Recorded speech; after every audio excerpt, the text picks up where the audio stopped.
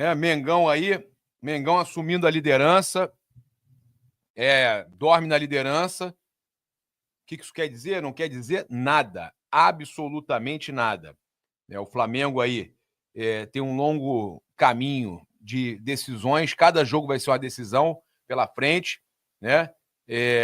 A gente tem que falar aqui da falta de critério da arbitragem da CBF, vergonha, dona CBF, vergonha, dona CBF.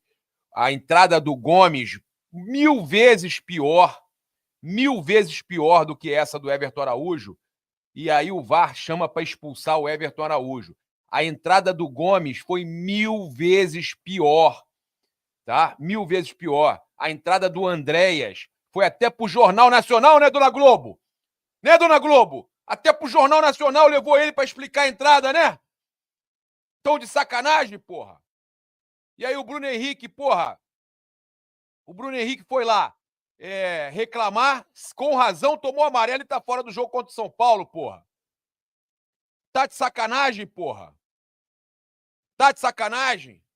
Agora, que bom, o Flamengo botou pressão lá pra cima do Palmeiras, né? Jogou pressão nas pepas. Tem que ser toda a rodada assim. O Flamengo vai jogar 5 rodadas seguidas, totais, antes do Palmeiras. O Flamengo joga, a pressão ganha, tem que ganhar e jogar a pressão pra cima deles. O Flamengo assume a liderança, né? Assume a liderança, dorme na liderança e joga a pressão pra cima deles. Uma hora vai ratear, irmão. Uma hora vai ratear. Pode ser amanhã. Pode ser amanhã. O Juventude tá brigando pra não cair. Pode ratear amanhã, tá? A Globo vai chamar o Everton Araújo e o BH no Jornal Nacional amanhã? Ah, mas vai sim. Vai sim. Só 2 pronunciamentos. O primeiro é agradecer à torcida, que um sábado à noite, num jogo contra o último classificado, normalmente as pessoas desmobilizam um bocado, tiveram em peso e apoiaram-nos do princípio ao fim. Agradecer em nome de todo o grupo de trabalho a presença deles. E o segundo pronunciamento, dizer que foi uma arbitragem perfeita, que fez cumprir as regras internacionais. Só é pena que a sul do Rio de Janeiro as regras sejam diferentes, tá? Vá. Boa noite. Você chegou no Flamengo não tem tanto tempo, né? Acho que 3 meses que você fez a sua estreia. Ontem, se não me engano, né? Foi dia 31 de agosto que você estreou. Qual a sua avaliação? 29. A estreia? 29 de agosto, então. Um pouco mais de 3 meses. Que você estreou pelo Flamengo. Qual a sua avaliação desse tempo que você está aqui? Como você se enxerga nesse elenco? Fisicamente, coletivamente, com o entrosamento dos companheiros, individualmente também a sua avaliação nesse período? Você que mais uma vez hoje ganhou a oportunidade de começar jogando e foi importante na construção do resultado. Bom, avalio esses 3 meses como bons. Acho que eu estou aprendendo muita coisa aqui no Brasil, muita coisa que eu não vivia há muito tempo e aqui venho aprendendo. E é um processo e é muito largo. Pode passar agora, acabar o ano e vai fazer 5 meses que eu vou estar no Flamengo e ainda vai ser um tempo recente. Lógico, eu entendo as cobranças que as pessoas fazem e tudo. Ainda acho que na parte física ainda vou melhorar muito. E como eu falei, 3 meses, muito recente, mas estou muito feliz de estar aqui. Estou feliz por ter compreendido hoje. Compreendido não, né? Contribuído no jogo hoje para a vitória. E espero continuar dando esses passos importantes no campo e com a camisa do Flamengo. Eu queria perguntar, o Felipe Luiz sempre a importância que você tem para esse elenco, e hoje você foi titular e num jogo ali que estava truncado, você segurou aquele passe ali pro Bruno Henrique. Queria saber o quanto que essa assistência hoje, essa tua atuação te dá confiança para essa reta final de temporada do Flamengo. Bom, como eu respondi na pergunta passada, acho que é um processo, eu nunca perdi minha confiança. É lógico que o jogador tem altos e baixos, como todos os jogadores passam por isso. Aqui que a cobrança é muito forte, isso é notável, todos sabem, todos nós sabemos, mas é um processo e eu estou feliz por ter ajudado a equipe, não perdi minha confiança. Eu tento, eu busco, eu trabalho muito e não foi porque eu passei algum período sem melhorar meus números que que eu deixei de ser quem eu sou. Eu sei que eu sou um jogador muito bom, com confiança, e hoje apareceu e eu continuo confiante. E como eu falei, é um processo muito largo e o que eu quero mais é só desfrutar desse processo. O Flamengo tentou muito no primeiro tempo, mas acabou não conseguindo fazer o gol. Na segunda etapa, os gols saíram, né? Teve algum papo no intervalo que fez a equipe voltar com uma necessidade maior assertividade na frente do gol? Cara, eu vou voltar a falar de processo de novo. Foi o que o Felipe falou na segunda parte. É um processo. Você não consegue fazer o gol no primeiro tempo, jogo truncado, é um processo, as coisas vão indo e o jogo vai se desenrolando, e aí acabou saindo o primeiro gol, logo em seguida saiu o segundo, e aí depois veio o golaço do Arrasca, e aí a gente pôde construir uma vitória boa, sólida e confiante e confortável para nossa torcida. Então, tudo passa por tempo, as coisas não acontecem de uma hora. A gente quer fazer gol com 10 minutos, 15 minutos? Claro que quer, mas não é assim o futebol. Todo final de Libertadores, né? Rodou muito, 15 anos depois de carreira, vai ter essa oportunidade de novo agora pelo Flamengo. Qual é a sensação, cara, de voltar a esse palco tão especial agora com mais experiência? Qual é a expectativa? É maravilhoso, né? Maravilhoso, uma sensação muito bacana de se viver outra vez, principalmente da maneira que foi. Contra o clube argentino na semifinal, né, com todas as características de uma Copa Libertadores, né? A gente está muito satisfeito com isso, mas o ano não dá brecha para a gente ficar sonhando muito, né? A gente já teve esse jogo aqui hoje que exigiu da gente o máximo de concentração e vai ser assim até o final do mês.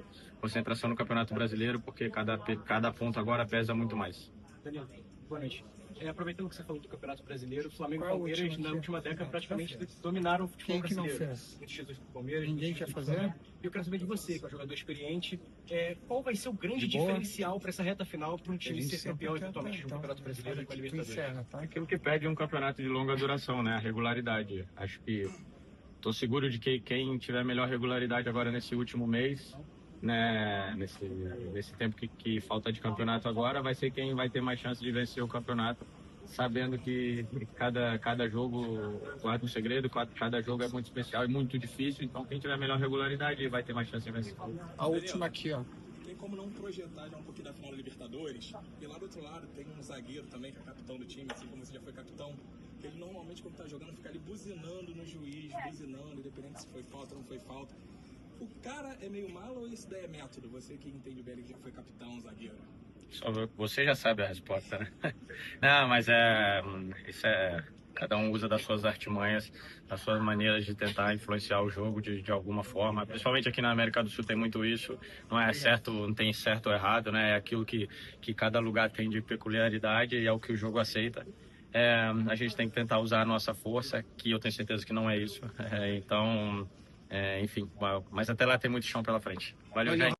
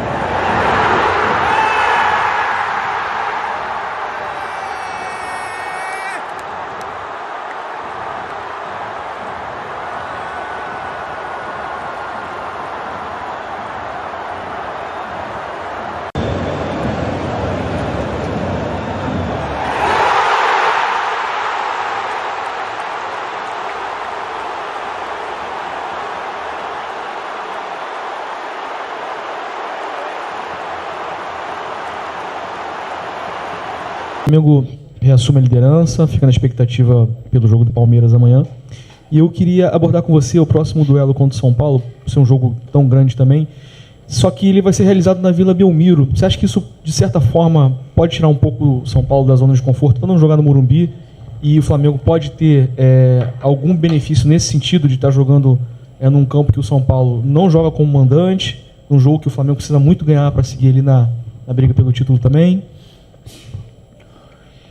Bom, acredito que o São Paulo esteja mais confortável na Vila que nós, né?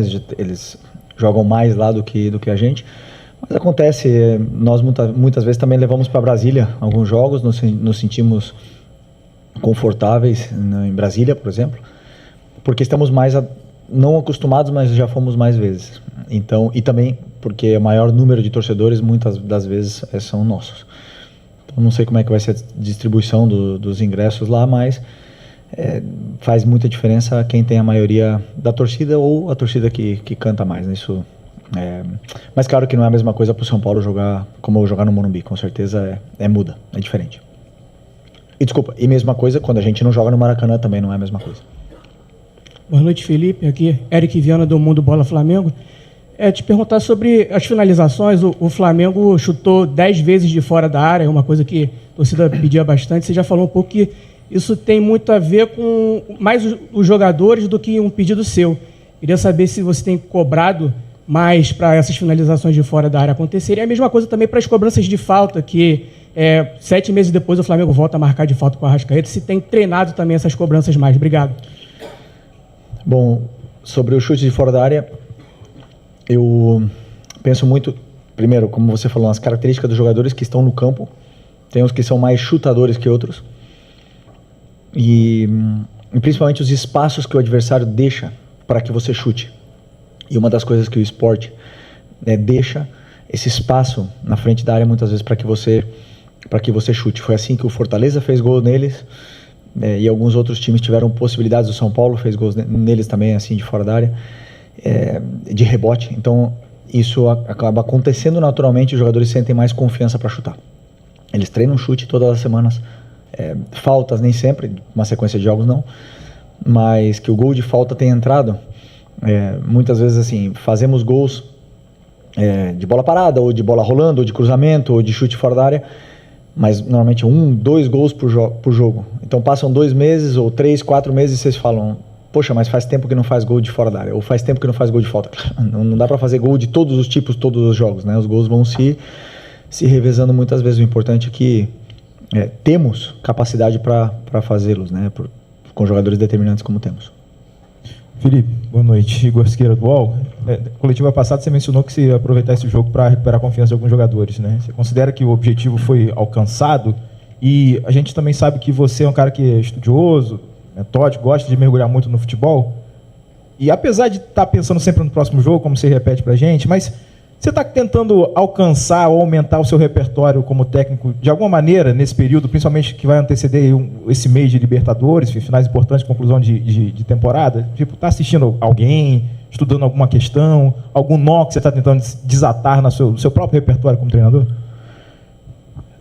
Então, eu estudo todas as semanas, assisto jogos das equipes que eu acho que me servem como modelo, para que eu possa também pegar ideias e soluções dependendo das equipes, dessas equipes europeias ou mesmo aqui brasileiras que enfrentam essas situações durante a semana e sempre nos dão algumas ideias e algumas aportações ao nosso repertório, nosso modelo de jogo.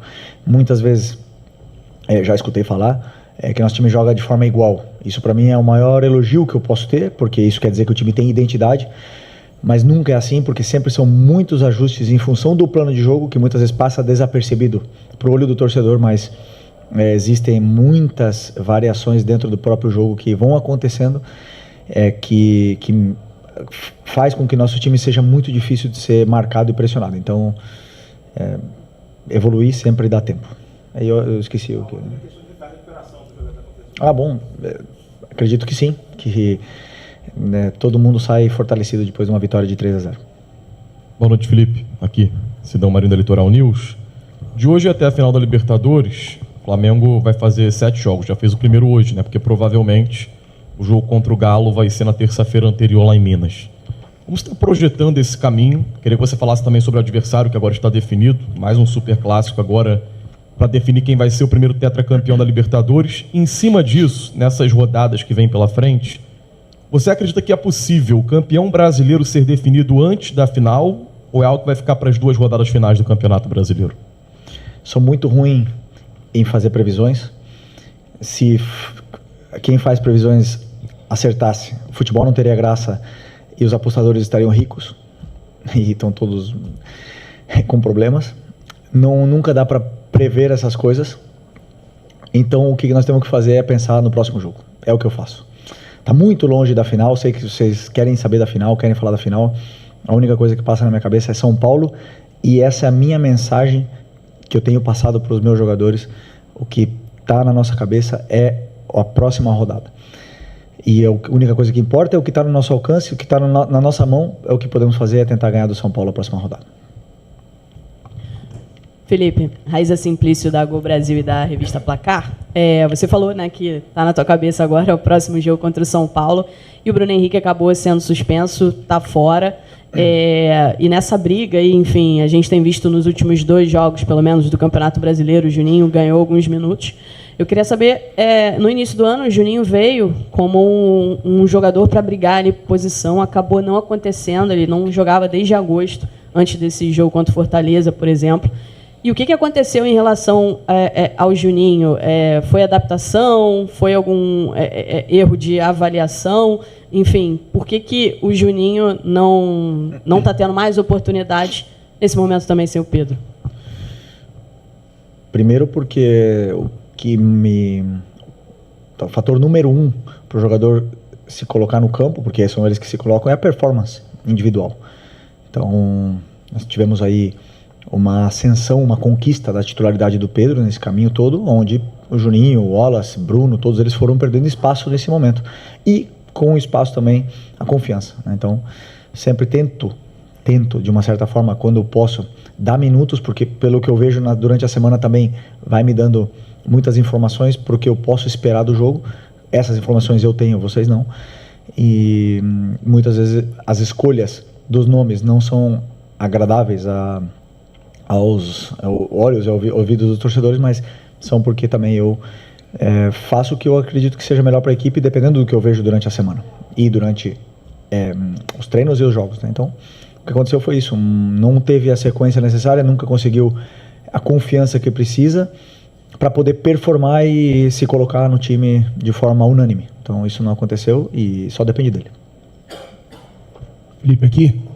Felipe, na quarta-feira, você deu um recado para a torcida e pediu para que a torcida hoje viesse para o Maracanã e tivesse um comportamento de apoio ao time. E a gente percebeu que desde a hora que começou o aquecimento do goleiro, a torcida cantando sem parar. E apesar de alguns erros no primeiro tempo, nenhum jogador foi vaiado, todo mundo foi aplaudido e a torcida cantou os 90 minutos. Você acha que a mudança, até para as coisas que deram certo no segundo tempo, tem muito a ver com esse comportamento da torcida também, que comprou a sua ideia de vir para o Maracanã para poder apoiar, de dar a mão para o time, levar o time para a vitória, que era muito importante para essa fase do Campeonato Brasileiro? Obrigado. Excelente pergunta. Eu não tenho dúvida que a torcida hoje foi um fator determinante nessa vitória. E vou explicar o porquê. Porque quando entra no campo jogadores que não estão no seu melhor momento de forma, como, por exemplo, todo mundo sabe, Lino, Bruno Henrique, que não estão com a confiança elevada, né? O próprio Plata, que vinha de uma expulsão, que vinha que fez para mim um excelente jogo contra o Racing, mas a expulsão afeta a cabeça de um jogador. Eles não receberam a cobrança que costumam receber com a torcida do Flamengo. E isso é importante que a torcida saiba que eles foram determinantes, o torcedor, determinantes, na recuperação desses jogadores no decorrer do jogo. Porque eles vão tocando na bola, o Lino começou errando, a gente já sabia que ia acontecer isso, mas ele foi, conforme foi passando o tempo, ele foi recuperando bolas, foi defendendo, foi se encontrando melhor e foi voltando a ser o Lino. Por que não podemos falar um jogador desse preço, pegar e botar na gaveta, não botar mais esse jogador, porque vai ser vaiado. Então, esse é a capacidade que o torcedor tem em cima dos jogadores. E eles fizeram isso. Então, conforme foram passando os minutos, os jogadores foram melhorando e acabaram fazendo gol. E acabaram fazendo, o Bruno Henrique, no caso, né? Acabou fazendo gol, acabou recuperando toda a confiança, o Lino acabou jogando muito bem, sendo muito importante até o final do jogo. E esse era o meu objetivo. Como eu falei na outra coletiva, não quero nunca ensinar o torcedor a torcer. Cada um faz o que quer, mas gostaria que o torcedor entendesse a potência e a capacidade que tem na hora de mudar a performance de um jogador. Então eu estou muito feliz, primeiro também porque lotou 70 mil pessoas no Maracanã. Felipe, boa noite. Emanuele Ribeiro, do GE. Globo. Parabéns pela vitória. Você citou alguns jogadores aí que fizeram uma boa partida. Eu acho que o jogador que, na minha avaliação, foi muito bem hoje foi o De La Cruz, que volta a ser titular, né? Teve a lesão do Jorginho. Eu queria saber de você como que está o De La Cruz fisicamente. A gente sabe que ele teve alguns problemas ao longo da temporada e acabou que o Flamengo também contratou outras opções ali para o setor do meio campo, aumentando a concorrência no meio ali. E o De La Cruz acabou perdendo um pouco de espaço, mas é um jogador que tem uma qualidade enorme, que hoje fez uma grande partida, aproveitando também como que está o Jorginho, se tem algum prazo para o retorno dele. Obrigado. O Nico, como eu falei para vocês nas outras coletivas, na minha visão e pelo meu conhecimento, o Nico é um jogador que, com sequência de treinamentos, ele performa do nível de clube grande europeu. É um jogador muito diferente. Mas várias coisas foram acontecendo antes do Mundial, com a lesão dele do joelho, num sacrifício que ele estava fazendo, e depois ele perdeu essa capacidade de somar treinos. Depois ele teve uma sequência de jogos onde forçou ainda mais, depois entrou processo gripal no meio. Então foram vários detalhes que foram tirando ele desses minutos de treinamento, essa sequência importante para a capacidade física dele, e ele acabou não tendo a sequência e nem podendo competir por posição. Mas o Nico, que todos conhecemos, com ritmo, bem treinado, é um jogador top. E hoje conseguiu voltar a somar minutos e se sentir bem dentro do campo, que é uma coisa importante para o jogador. E o Jorginho, nada muito grave, mas temos que ir com cautela. Felipe, tudo bem? Boa noite. Gabriel Orfão, canal Paparazzo Rubro-Negro e Revista Placar. Felipe, entre as suas mudanças hoje, você colocou o João Vitor no fim do jogo, acabou entrando na vaga do Léo Pereira, e eu queria saber de você como é que você está enxergando essa questão do zagueiro reserva, né? Porque na maioria dos jogos do ano você tinha o Cleiton como opção, junto do Danilo, do Léo Pereira e do Léo Ortiz. O Cleiton até entrou contra o Bahia. Hoje você coloca o João Vitor para jogar e recentemente você botou até o Iago na lista de relacionados. Como é que você está enxergando essa situação dos zagueiros da base, os zagueiros mais jovens, podendo ajudar mais aí na sua equipe? E como é que você avalia o jogo do João Vitor hoje? Teve até um lance que você aplaudiu ele quando ele acelerou um pouco o jogo. Obrigado. O João, todo mundo sabe que a qualidade e do carinho que eu tenho pelo futebol dele. Ele estava no Mundial Sub-20, por isso não estava presente no jogo contra o Bahia. E eu repito a mesma coisa que eu falei do Juninho. Para mim é performance, e do que eu vejo durante a semana. E o João não baixa um segundo.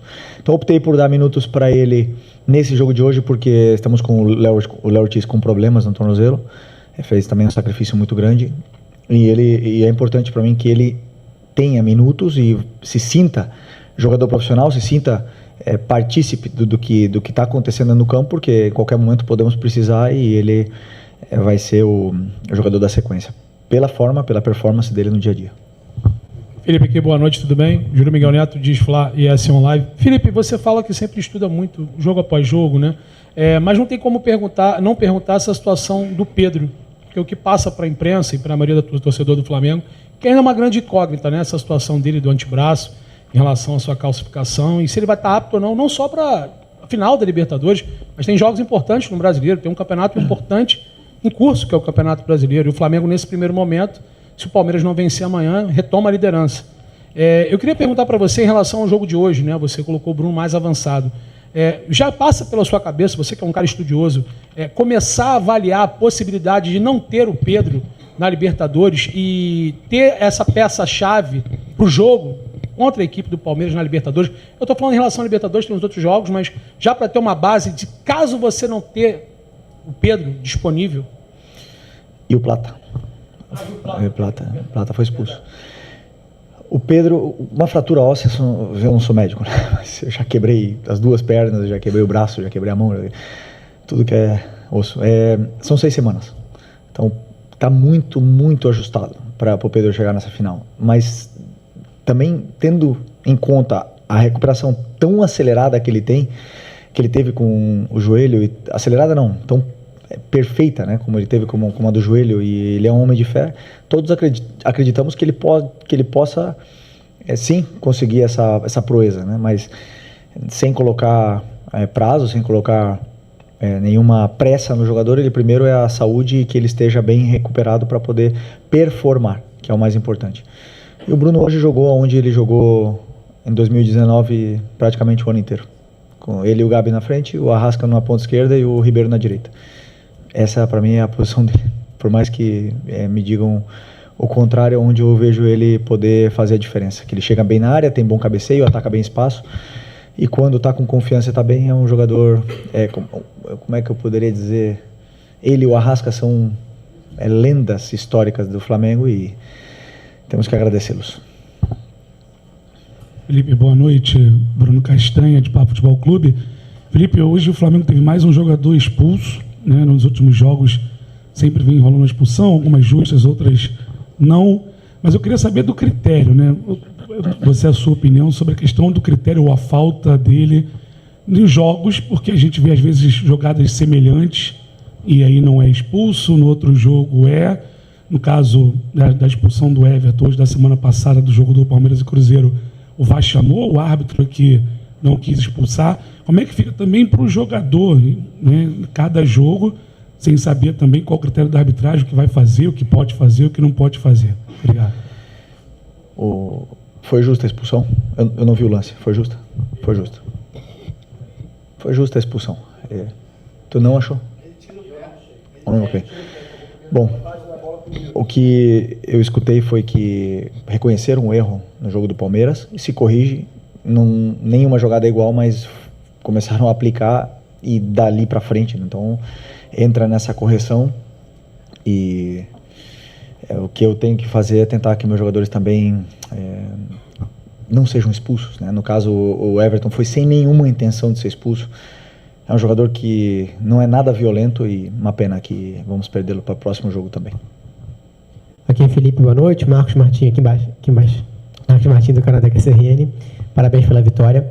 Você falou que muitas das vezes a escalação pode não agradar o torcedor, né? Eu queria te perguntar especificamente sobre o Matias Vinha. Você falou sobre performance individual, mas você também fala muito sobre a questão de adaptação ao sistema de jogo também, para cada jogo.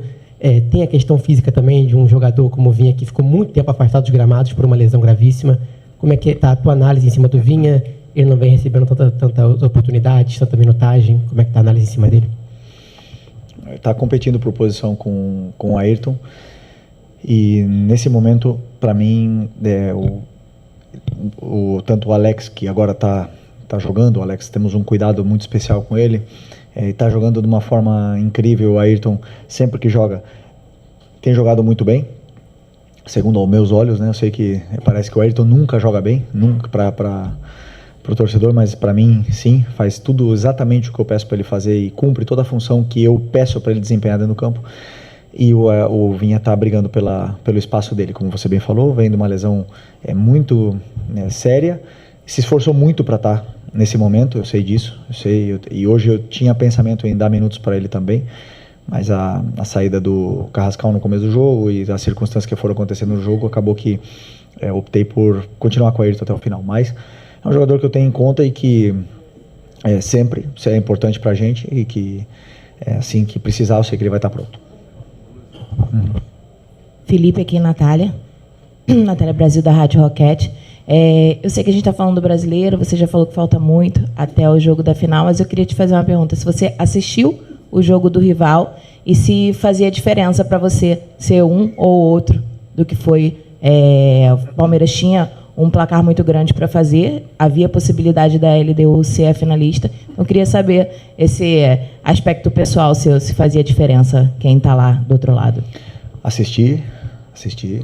Como eu falei para vocês, sem âmbito tático, só seguindo a bola, para descansar bem a cabeça.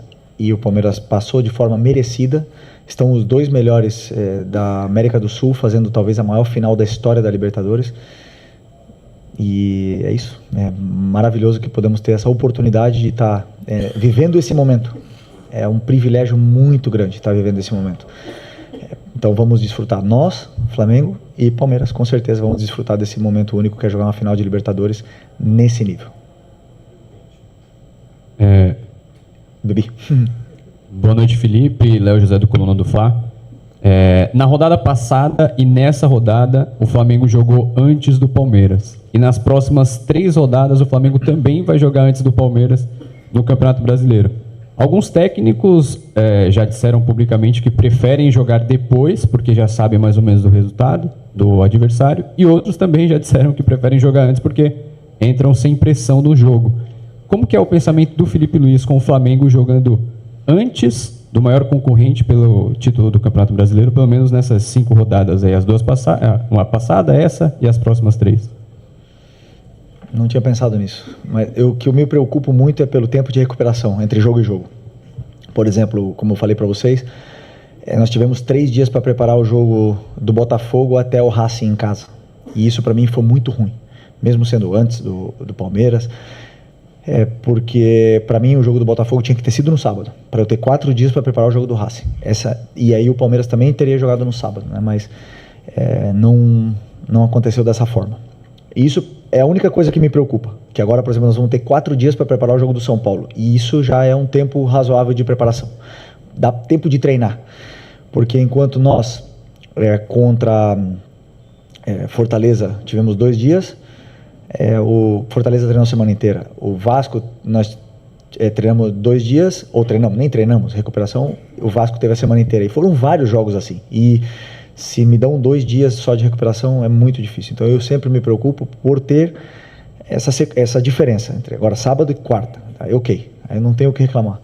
Mas quando são 3 dias, realmente é apertado até a nível de fadiga mental, tática mesmo, para poder ajudar os jogadores. Ok? Obrigado, boa noite, pessoal. Flamengo X Sport, um duelo de extremos no Brasileirão. O Maracanã será palco de um confronto que simboliza perfeitamente o abismo entre 2 mundos. De um lado, o Flamengo embalado, vivo na disputa pelo título e finalista da Libertadores. Do outro lado, o Sport, afundado na lanterna e tentando respirar para adiar o inevitável.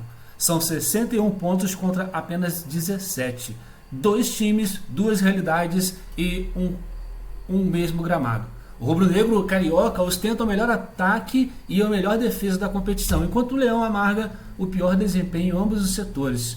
4 anos separam o último duelo, mas o cenário segue cruelmente desigual. E aí, pessoal? O Mengão confirma o favoritismo ou o Sport pode aprontar no Maracanã? Bom, a gente sabe que nunca é uma ciência perfeita, e que muitas das vezes a zebra acontece, né? Mas vamos ver, até porque chega de perder ponto com besteira, com pouca coisa. Longe de estar diminuindo o esporte, longe porque é um time de tradição, merece todo o respeito, mas cá pra nós, né?